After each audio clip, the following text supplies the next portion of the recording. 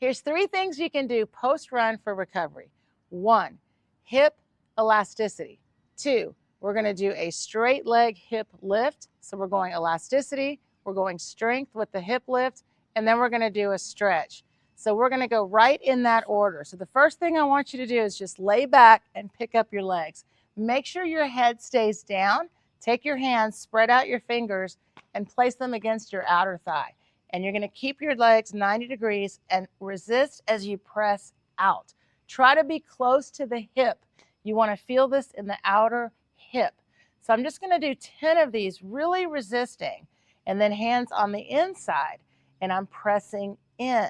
So again, 5 to 10, that's all you need after a run. Now, hands here on the quad and press. So I'm resisting as my leg comes up. So I'm pressing my leg away, resisting as it comes up. So what this does is it puts elasticity back into the hip. Now you can leave your knees bent here, right, and put your feet flat, which is fine.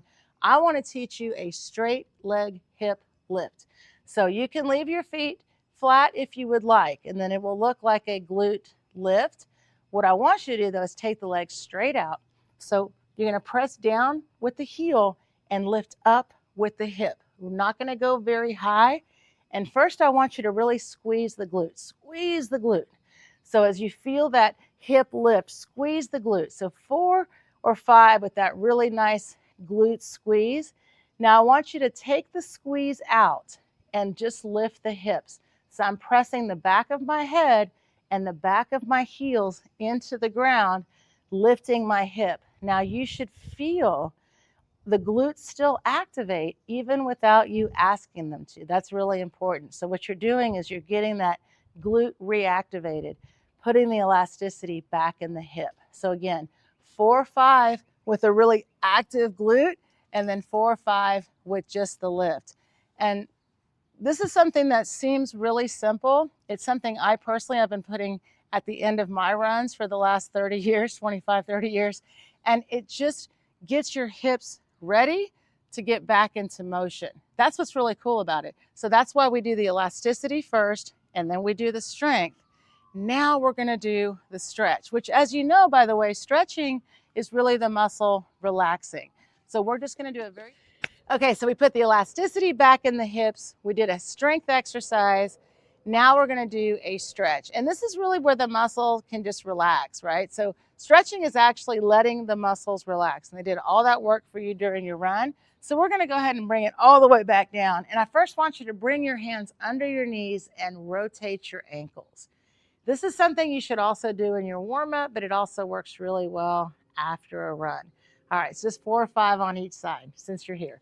All right, then arms out by your side, and you're going to take your knees over to one side. So what you should feel here is a nice stretch through the hip, like the outer thigh hip area, all the way through the rib cage. And then if I open, you should also feel the shoulder, okay? So ideally, I should look at you, right? Not just because I'm talking to you, but because wherever direction my legs go, I'm going to look away. So when I bring my legs back over, I'm talking to you. But if I wasn't, I would rotate my head. So if you can do that, that's great. Otherwise, like I said, you can also just leave your head center and just rotate and hang out for a little bit. You know, feel what's going on. Where am I tight? And then I want you to add to it. So I did like 3 or 4. And then now watch, I'm going to add my top leg out. You're really going to feel a nice stretch all through that outer thigh. It feels really good.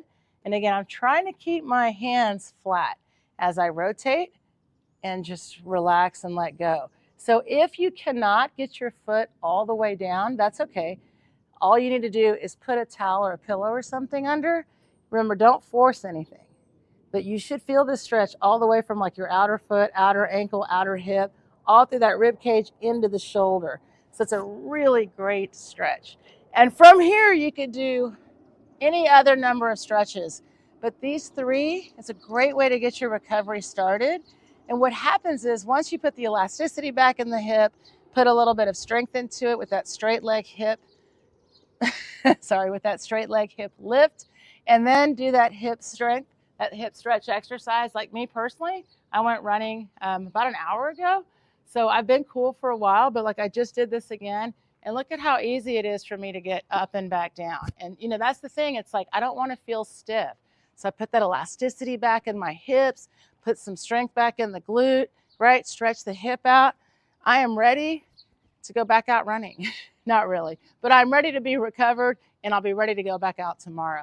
All right, guys, thank you so much for watching. Please comment, ask questions. I really appreciate it. I like to answer and interact. If you've already subscribed, thank you. If you haven't, please do. And of course, share. Trying to help as many people as we can run pain-free. Thank you, guys.